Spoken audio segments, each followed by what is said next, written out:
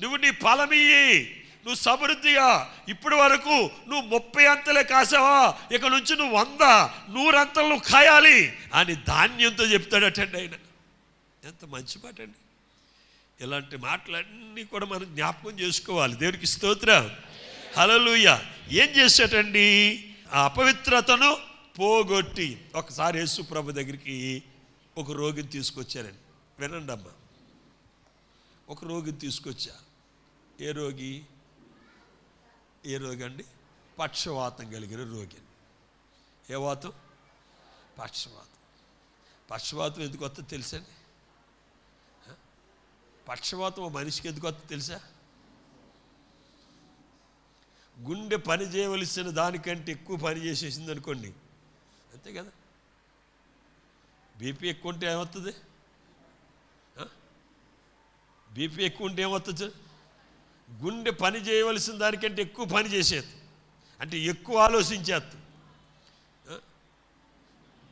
మనిషి బుద్ధి యదవ బుద్ధి అండి. ఎన్నిసార్లు చెప్పినా కుక్కలాగే ఆలోచన. పక్షవాతం వస్తుంది. ఇక్కడ వీరికి పక్షవాతంతో యేసు ప్రభు దగ్గర తీసుకొచ్చారట. ఎందుకు తీసుకొచ్చారో తెలుసండి? యేసు ప్రభు చేతుల నుంచి ప్రార్థన చేస్తే వీడు స్వస్థపడతాడు, బాగుపడతాడని తీసుకొచ్చాడు. యేసు ప్రభు ఆ రోగిని చూశాడండి. చూడగానే ప్రార్థన చేయలేదండి. ఆయన అన్నాడు, నీ పాపములు క్షమింపబడునుగాక అన్నాడు. ఏం క్షమింప? అతని అపవిత్రతను బట్టి అతనికి ఏ కరువు వచ్చింది? అనారోగ్యం. ఆరోగ్యంలో కరువు వచ్చేసింది. ఆరోగ్యం పోవడానికి, కరువు రావడానికి, ఈ అనారోగ్యం రావడానికి గల కారణం ఏంటో తెలుసండి? అపవిత్రత. నీకు కరువు రావడానికి గల కారణం ఏంటి? అపవిత్రత. నీ ఆరోగ్యము బాగుపడి. మీరు అనుకోవచ్చు, నా పెట్టి నిండా డబ్బు ఉంది కదా, నాకు కరువు ఏంటని. ఆరోగ్యం ఉందా? కరువే కదా. సమాధానం ఉందా? కరువే కదా. ఒక ధనికురాలు చెప్తున్న సాక్ష్యం అండి. నాకు కావలసినంత డబ్బు ఉంది. ఎంత ఉందట? కావలసినంత, ఎలాగ తిన్నా సరే తరగనటువంటి డబ్బు ఉంది. ఆ డబ్బుని కాపలా కాయడానికి సెక్యూరిటీ ఉన్నారు. ఒక్కొక్కడికి ₹1,00,000 శాలరీ. ఒక 10 మంది నా ఇంటి చుట్టూరు కాపలా కాస్తున్నారు. ఇంకా వారు సరిపోరని 50 లక్షలు పెట్టి ఒక టైగర్ని పెట్టాను. ఈ టైగర్ ఎవరంటే కుక్క. ఎంత పెట్టుకుందట? 50 లక్షలు పెట్టుకుందట కుక్కని. ఏం కాపాడటానికి? డబ్బుని కాపాడడానికి. ఇంత కాపుదల ఉండి, ఇంత ధనం ఉన్నా నా జీవితంలో నెమ్మది లేదు, నా జీవితంలో సంతోషం లేదని ఇలాగ ఎవరికైనా చెప్తే, బోల్ డబ్బు ఉంది కదా, ఇంతకు ఉండదమ్మా అని అంటాం. అమ్మా, నీకు సంతోషం లేకపోవడం కారణం ఏంటంటే, నాకు అక్కడే కొడుకయ్యా, ఒక్కడే కొడుకు. ఆడు ఎప్పుడు లెగుస్తాడో తెలియదు, ఎప్పుడు పడుకుంటాడో తెలియదు, వాడిని ఎప్పుడు చూస్తానో తెలియదు. వాడు పూర్తిగా మత్తుకు బానిస అయిపోయాడు. దేనికి బానిస అయిపోయాడట? మత్తుకు బానిస అయిపోయాడట. మద్యమును సేవిస్తూ ఉంటాడు, డ్రగ్స్ వాడుతూ ఉంటాడు. స్థానం లేదు ఆడికి, జపం లేదు. గడ్డం పెంచుకుని, సవరు పెంచుకొని, ఆ మాస్టర్ గడ్డంతో ఆడు ఎలాగున్నాడు? ఒక పిచ్చోడు మాదిరిగా. ఎలాగున్నాడట? ఒక పిచ్చోడు మాదిరిగా. డబ్బు ఉంది కానీ ఇంట్లో ఏం లేదండి, సంతోషం లేదు, సమాధానం లేదు. దేవునికి స్తోత్రం. ఇదొక కరువు అండి, ఇదొక కరువు. ఇక్కడటండి, ఇక్కడ కరువు దేనికి వస్తుందట? అపవిత్రంగా ఉండటం వల్ల కరువు వస్తుందట. మొదటగా కరువు ఎందుకు వస్తుంది? నిబంధన మీరితే కరువు వస్తుంది. రెండవది, నువ్వు పరిశుద్ధంగా లేకపోతే దేవుడు నిన్ను ఎందుకు పిలిచాడు? ఎందుకు పిలిచాడు చెప్పండి? తిట్టడానికి పిలిచాడా? శాపాన్ని పలకడానికి పిలిచాడా? ఇతరులు నిందించడానికి పిలిచాడా? ఇతరులు బాధ పెట్టడానికి పిలిచాడు నిన్ను? ఎందుకు దేవుడు పిలిచాడు? ఎందుకు నీ కోసం ప్రాణం పెట్టాడు? ఎందుకు నీ కోసం రక్తం చిందించాడు? ఎందుకు తన రక్తంలో కడిగాడంటే నేను పరిశుద్ధుడును గనుక మీరు కూడా పరిశుద్ధంగా ఉండాలని దేవుడు మిమ్మల్ని పిలిచి తన స్వరక్తముతో మీ పాదాల దగ్గర నుంచి శిరస్సు వరకు, మీ పాదాల దగ్గర నుంచి శిరస్సు వరకు మిమ్మల్ని కడిగి ఆయన మిమ్మల్ని ఏం చేశాడండి? పవిత్రపరిచాడు. దేవునికి స్తోత్రం. హల్లెలూయా, హల్లెలూయా, హల్లెలూయా. 2 చేతులు పైకెత్తి గట్టిగా చెప్పండి, ఇంకా గట్టిగా చెప్పండి, ఇంకా గట్టిగా చెప్పండి. తప్పలు కొట్టి దేవుని మహింపరుద్దాం. మన జీవితంలో దేవుడు కరువును తొలగించును గాక, సమృద్ధినిచ్చును గాక, ఆరోగ్యము కలుగు చేస్తును గాక, ఆయుస్సునిచ్చును గాక, ఉద్యోగం దయచేయను గాక, వ్యాపారమును దీవించును గాక, మనము చేయనిదంతా సఫలపరచును గాక, మనము సమృద్ధిగా ఉండటానికి పంటకు దేవుడు ఆజ్ఞాపించును గాక.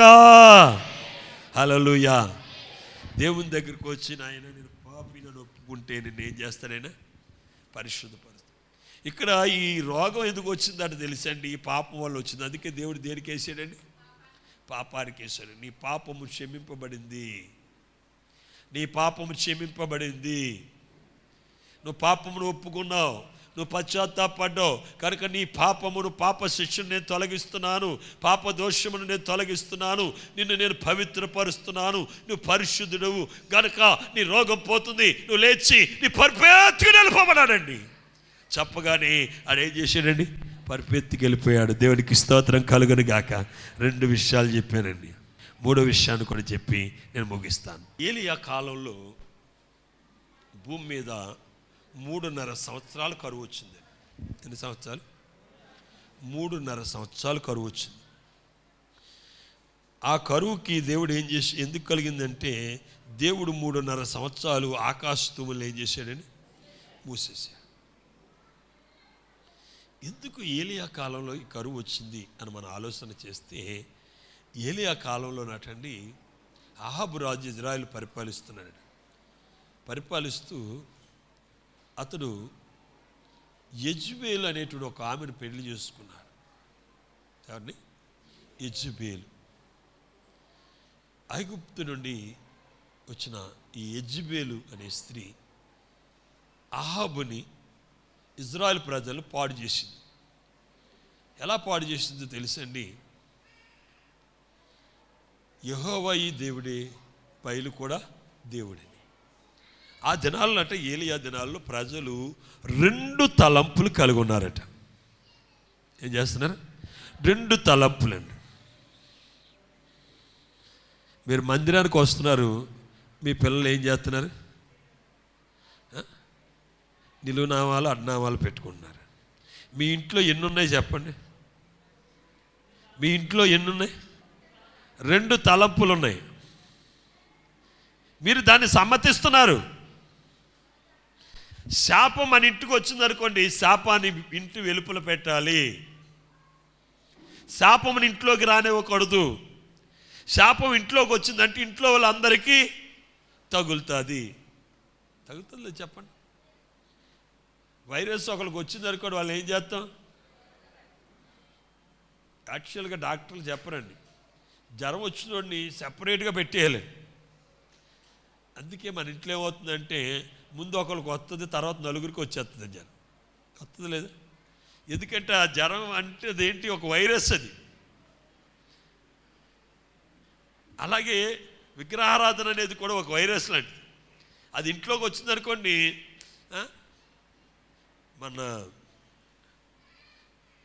నేను చూస్తున్నట్లయితే మనోళ్ళని చూసి నేను కొంచెం సిగ్గుపడ్డాను. బిడ్డలకి ఎక్కడికో పంపడానికి వీళ్ళు కూడా వచ్చి సాగనంపి వాళ్ళకి అన్ని పనులు వీళ్ళు చేసి వాళ్ళని ఎత్తి మీద ఎట్టి పంపుతున్నారని మీకు అర్థమైపోయి ఉంటుంది. అటువంటి ఆటల్లో మనం పాలిభాగస్తులు ఉండకూడదు. అలాగుంటే మన కుటుంబంలోకి ఏమవుతుంది? కరువు వచ్చేస్తుందండి. కుటుంబంలో కరువు ఉంటుంది. నీ ఇంట్లో కరువు ఉందంటే నువ్వు ఆలోచన చేయి, నువ్వు చేసిన పాపం నీకు తెలుస్తుంది. దేవుడు నీకు కరువు కలగనీయకుండా చూడాలనుకుంటున్నాడు. నువ్వు కరువు ఎద్దకు నువ్వు పరిగెత్తుతున్నావు. ఆయన ఉద్దేశం ఏంటి? కరువు కలగకోకుండా మీకోసం ఒక తోటను ఏర్పాటు చేయాలన్నది ఆయన ఉద్దేశం. అంతేనా? ఏమండి? ఆయన ఏమంటున్నాడు? దేశములో కరువు కలగకుండా అన్య జనుల ఎదుట మీకు అవమానము కలగకోకుండా మిమ్ములను ఏం చేస్తానన్నాడు? హెచ్చిస్తానన్నాడు. హెచ్చించి మీ కొరకు ఒక తోటను నేర్పరిచేదను. దేవునికి స్తోత్రం. హల్లెలూయా, హల్లెలూయా. మరి నువ్వు కరువు ఎందుకు వెళ్తానంటున్నావే? నువ్వు నిబంధన మీరావు, కరువు వచ్చింది. పరిశుద్ధతను నువ్వు మీరావు, కరువు వచ్చింది. మూడవది 2 తలంపులు, 2 ఆలోచనలు. జనులటండి ఆ దినాల్లో 2 ఆలోచనలు కలుగున్నారట, 2 తలంపులు కలుగున్నారు, 2 ఉద్దేశాలు కలుగున్నారటండి. 2 ఉద్దేశాలు కలుగుంటే ఏమవుతుంది చెప్పండి? ఒక గుర్రాల బండి మీద నేను బయలుదేరాను. ఏ బండి? ఒక గుర్రం బండి మీద 2 గుర్రాలు లాగుతున్నాయి. ఇక్కడి నుంచి బయలుదేరి కానూరు దాకా వెళ్ళాను. కానూరు దాకా వెళ్ళాక ఒక గుర్రం నేను నరసాపురం వెళ్తానంటుంది, ఒక గుర్రం నేను నెడదోలు వెళ్తానంటుంది.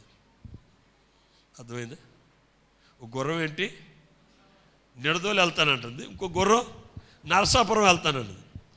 2 పక్కల లాగిన అనుకోండి, నా బతుకేమైపోద్ది? నిబ్బరంగా సీలిపోద్దండి. అంతేనా? చెప్పండి అమ్మా. 2 పక్కలకి వెళ్ళి అనుకోండి, నేను ఏమైపోతాను? ఇలాగా సీలిపోతాను. అలాగే 2 తలంపులు నువ్వు కలిగి ఉన్నావు అనుకోండి, నువ్వు చీలిపోతావు. ఇలాగుండి నువ్వేమైపోతావు?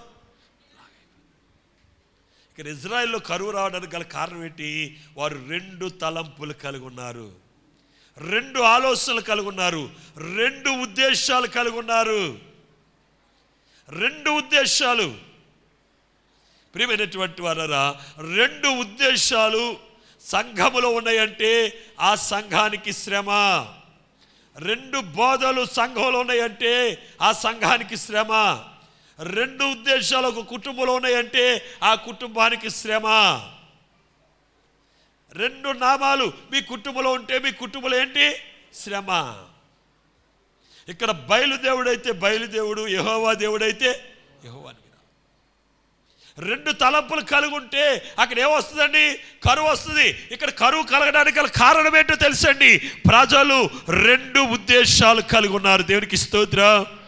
హల్లెలూయా, హల్లెలూయా. దేవుడు అనుకుంటున్నాడట, ఇక కరువు రావడానికి 3 కారణాలు.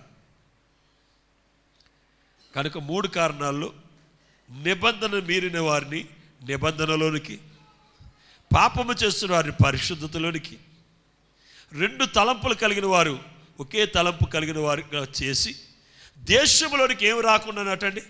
కరువు రాకుండా. దేవుడు చెప్తున్న మాట, దేశంలోనికి కరువు రాకుండా అట. ఏం చేస్తున్నాడు తెలుసండి? ఆయన లేత కొమ్మను తీసుకున్నట్టండి. ఏ కొమ్మను? లేత కొమ్మను. సంఘంలో ఎవరున్నారు?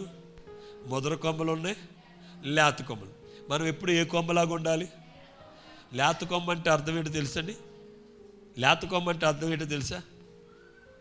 ఎంత ఉన్నతానికి వెళ్ళినా అణిగి ఉండటము. ఏముండటం? అణిగి ఉండటం. చాలామందికి కొంచెం భాగ్యం ఇస్తే వాళ్ళు పట్టుకోలేమండి. వాళ్ళ టాలెంట్ ఏదో చూపించుకోవాలనుకుంటారు. ఇక్కడ టాలెంట్ ఎవరి సొంతం? దేవుని సొంతం. మన టాలెంట్ కాదు, దేవుని టాలెంట్ని మనం చూపించాలి. దేవునికి స్తోత్రం. దేవుడు మన పట్ల జరిగిస్తున్న, మనల్ని చూస్తున్నవాడు ప్రభుని మహిమపరిచేటట్లు మనం ఉండాలి.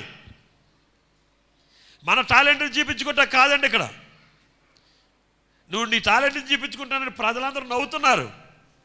నువ్వు నీ టాలెంట్ని చూపించుకుంటున్నావు నువ్వు అనుకుంటుంటే ప్రజలు, దేవుడు కూడా ఏం చేస్తున్నాడు? నవ్వుతున్నాడు. రే వెర్రివాడా, నీ బతికింతేరా అంటున్నాడు. అర్థమవుతుందా? అర్థమవట్లేదా?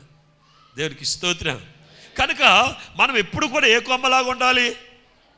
గట్టిగా చెప్పాలి, గట్టిగా చెప్పాలి, గట్టిగా చెప్పండి, గట్టిగా చెప్పాలి, ఇంకా గట్టిగా చెప్పండి. మొదటి కొమ్మ. ఏ కొమ్మ? ఏ కొమ్మ అండి? ఏ కొమ్మలాగా ఉండాలి? మొదటి కొమ్మలాగా ఉండాలి. దేవునికి స్తోత్రం. హల్లెలూయా, హల్లెలూయా. లేత కొమ్మ, నువ్వు మొదలు కొమ్మవయ్యావా, నరికి అగ్నిలో పడేస్తాడు. మొదలు కొమ్మ ఎప్పుడు ఎక్కడ ఉంటుందండి? కిందే ఉంటుంది. చెప్పండి, మొదలు కొమ్మ ఎప్పుడు ఎక్కడ ఉంటుంది? కిందే ఉంటుంది. కిందే ఉంది, కిందే ఉంది, కిందే ఉంది. మొదలు కొమ్మ ఎక్కడ ఉంటుంది? పాతాళంలోకి పోద్దండి. లేత కొమ్మని అటు తీసేటండి అత్యున్నతమైనటువంటి చోటు అటండి. ఏ చోటు? ఉన్నతమైనటువంటి ఉపదేశము కలిగిన చోటు. దేవునికి స్తోత్రం. హల్లెలూయా, హల్లెలూయా. ఈ లోకములో ఏ సంఘము ఉన్నతమైన సంఘమో తెలుసండి. ఉన్నతమైనటువంటి బోధ జరిగే సంఘమే ఉన్నతమైన సంఘం అండి. ప్రజలు ఎక్కువగా ఉన్న సంఘం కాదండి. ఏ సంఘం? ఉన్నతమైన బోధ. ఏ బోధ? ఉన్నతమైన ఉపదేశం ఉన్న చోటండి ఆ కుటుంబాల్లో ఆశీర్వాదం ఉంటుందటండి. నేను ఒక మాట మిమ్మల్ని అడుగుతాను, అమ్మా, మీ ఎవరి కుటుంబంలో అయినా సరే, ఎవరి కుటుంబంలో అయినా సరే దరిద్రం ఉందా? చెప్పండి అమ్మా. లేదు కదా? ఉన్నదా? లేదు. దేవునికి స్తోత్రం. హల్లెలూయా, హల్లెలూయా, హల్లెలూయా. ఎందుకంటే మనము ఉన్నతమైనటువంటి బోధలో మనం ఇక్కడ నిలిచి ఉన్నాము. దేవునికి స్తోత్రం. ఇక్కడ జరుగుతున్న బోధ ఏ బోధ? చెప్పాలి గట్టిగా. ఉన్నతమైన బోధ. నా కోసం నేను మాట్లాడాను అనుకోండి, ఆ బోధ ఉన్నతమైన బోధ కాదండి. మీకోసం నేను మాట్లాడాను అనుకోండి, ఆ బోధ ఉన్నతమైన బోధ కాదండి. దేవుని కొరకు నేను మాట్లాడాను అనుకోండి, ఆ బోధ ఉన్నతమైన బోధ. దేవునికి స్తోత్రం. హల్లెలూయా, హల్లెలూయా. అత్యున్నతమైనటువంటి స్థలంలో నటండి దాన్ని నాటాడట. దేన్ని? లేత కొమ్మను. ఎక్కడ నాటాడు? అత్యున్నతమైన, అంటే ఉన్నతమైనటువంటి ఉపదేశములు ఆ మొక్కను నాటాడు. ఉన్నతమైన ఉపదేశం ఆ మొక్కను ఏం చేసిందో తెలుసండి? సంఘములో నువ్వేమవ్వాలో తెలుసా? ఆ లేత కొమ్మ మొక్క అయిందటండి. ఏమైంది? మొక్క అయిందట. మొక్క మ్రానయిందటండి. మ్రానైన తర్వాత దానిలో శాఖోపశాఖలు శాఖోపశాఖలు శాఖోపశాఖలు దాని నిండా వచ్చేసినట్టండి. ఆకాశమును కట్టండి వెళ్ళిపోయిందట. భూమి ఆ కొన నుండి ఈ కొన వరకు చాపబడిపోయిందటండి. బహుగా విస్తరించి మహావృక్షము, మహాదేవదారు వృక్షముగా అది మార్చబడిపోయిందటండి. దానిలోనటండి ఆకాశ పక్షులన్నీ కూడా దాని మీద ఏం చేసినట? గూళ్ళు కట్టుకునేయట, గుడ్లు పెట్టినయట, పిల్లలు. ఈ మొక్క చేసిన పని ఏంటంటే వీటన్నిటికీ కూడా ఆ వృక్షం దగ్గర, ఆ మహావృక్షం దగ్గర ఏముందటండి? ఆహారం ఉన్నదట. 3 కార్యాలు జరిగినాయండి. ఉన్నతమైన ఉపదేశంలో నాటబడినటువంటి ఈ యొక్క లేత మొక్కకు, ఈ లేత కొమ్మకు మూడు అనుభవాలు దేవుడిచ్చాడు. ఒకటేంటో తెలుసండి? అది మొక్కగా మార్చబడటము. అది మొక్క అంటే చెట్టుగా మార్చబడటం. ఈ చెట్టుగా మార్చబడినటువంటి మహావృక్షముగా మార్చబడిన ఈ మొక్కలో దేవుడిచ్చినటువంటి 3 అనుభవాలు ఏంటంటే, అది పూత పూసింది. ఏం చేసింది? పూత పూసింది. అది కాయలు కాసింది. దాని ఫలములు భూమి మీద ఉన్నటువంటి వారందరూ అనుభవించినట్లుగా విస్తారమైనటువంటి ఫలములు ఇచ్చింది. దేవునికి స్తోత్రం. హల్లెలూయా. దేవుడు నిన్ను పుష్పించేదానిగా చేయాలనుకున్నాడు, కాయలు కాసేదానిగా చేయాలనుకున్నాడు, పళ్ళు ఫలించేదానిగా నిన్ను. ఈ 3 అనుభవాలు నీలో ఉంటే నీ స్థితి ఎలాగుంటుందో చివరిగా ఒక లేఖనం చదువుకుని మనం ముగించుకుందాం. హల్లెలూయా, హల్లెలూయా, హల్లెలూయా. ఆఖరు మాట యెషయా గ్రంథము 49వ అధ్యాయము. యెషయా గ్రంథము 49వ అధ్యాయము 23వ వచనం అండి. యెషయా గ్రంథము 49వ అధ్యాయము 23వ వచనం అండి. రాజులు నిన్ను పోషించుచు తండ్రులుగాను వారి రాణులు నీకు పాలిచ్చు దాదులుగాను ఉండెదరు. వారు భూమి మీద సాగిలపడి నీకు నమస్కారము చేసేదరు. దేవునికి స్తోత్రం.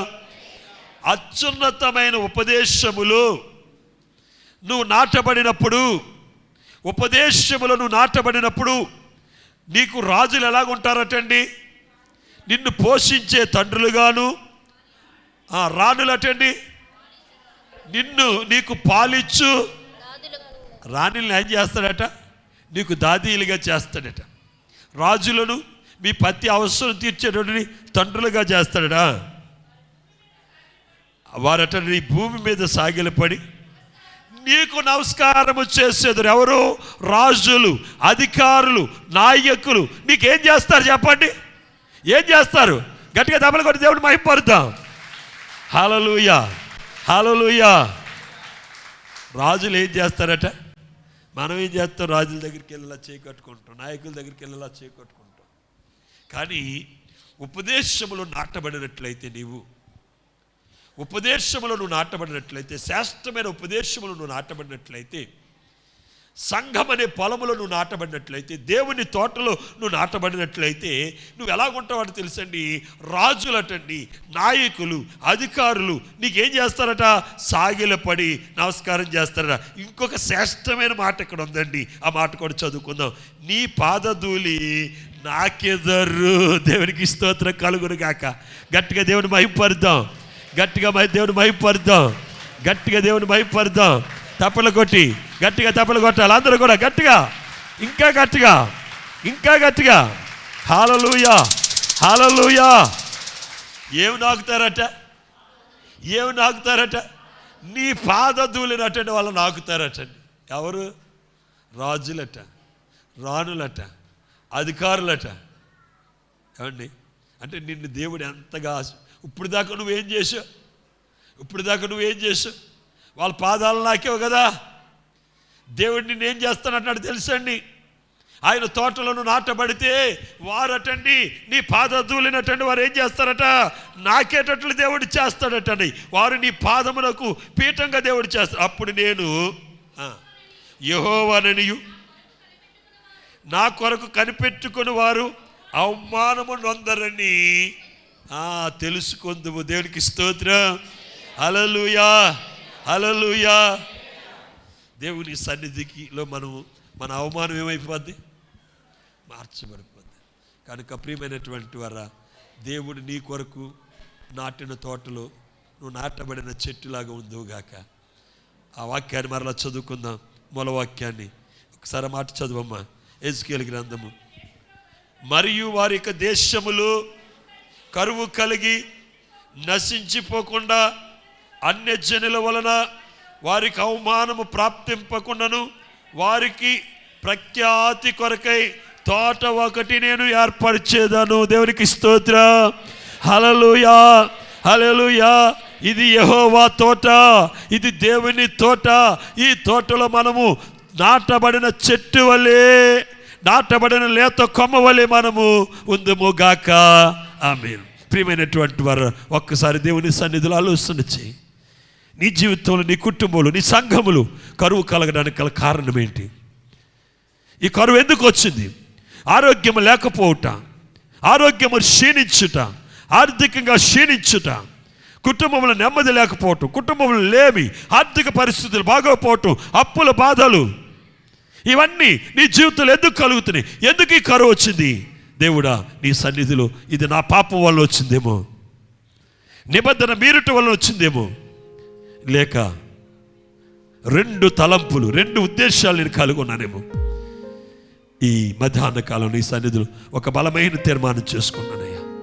నేను యెహోవా తోటలో నాటబడిన చెట్టులాగా ఉండడానికి నాకు నీకు మధ్య ఉన్న ప్రతి ఆటంకాన్ని, ప్రతి అభ్యంతరాన్ని, ప్రతి పాపమును మీరు తీసివేయండి అని మనం అందరం దేవుణ్ణి అడుగుతాం. దయచేసి అందరూ మోకరించండి, ప్రభు వైపు చూడండి, నోరు తెరిచి అడగండి, నోరు తెరిచి అడగండి. ఎవరు కూడా మౌనంగా ఉండొద్దు, ఎవరు మౌనంగా ఉండొద్దు.